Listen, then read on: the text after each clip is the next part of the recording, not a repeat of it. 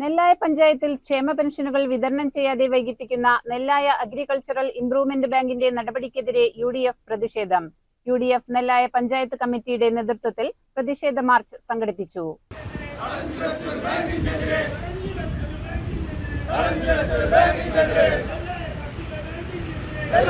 സാമൂഹ്യ സുരക്ഷാ പെൻഷൻ വിതരണം ചെയ്യുന്നതിന് സർക്കാർ ഫണ്ട് അനുവദിച്ചിട്ടും പെരുന്നാളിന് മുന്നേ വിതരണം ചെയ്യാതെ മാറ്റിവെച്ച നെല്ലായ പഞ്ചായത്തിന്റെ വിതരണ ചുമതലയുള്ള നെല്ലായ അഗ്രികൾച്ചറൽ ക്രെഡിറ്റ് സഹകരണ സംഘത്തിന്റെ രാഷ്ട്രീയ വൈര്യനിര്യാതന നിലപാടിൽ പ്രതിഷേധിച്ചാണ് യുഡിഎഫ് നെല്ലായ പഞ്ചായത്ത് കമ്മിറ്റിയുടെ നേതൃത്വത്തിൽ പേങ്ങാട്ടിരിയിൽ പ്രതിഷേധ പ്രകടനവും പൊതുയോഗവും നടത്തിയത്.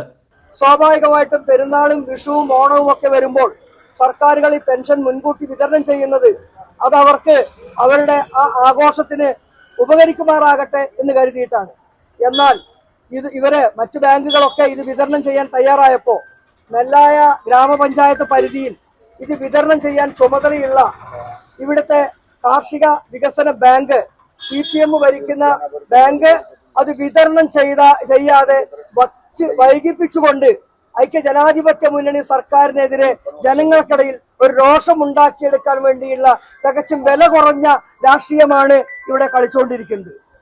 യോഗത്തിൽ UDF കൺവീനർ മുസ്തഫ പേങ്ങാട്ടിരി സ്വാഗതം പറഞ്ഞു.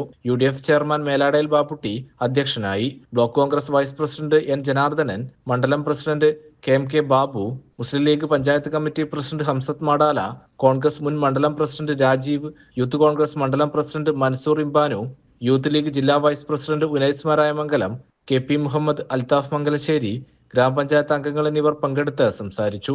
CCN ചെർപ്പുളശ്ശേരി.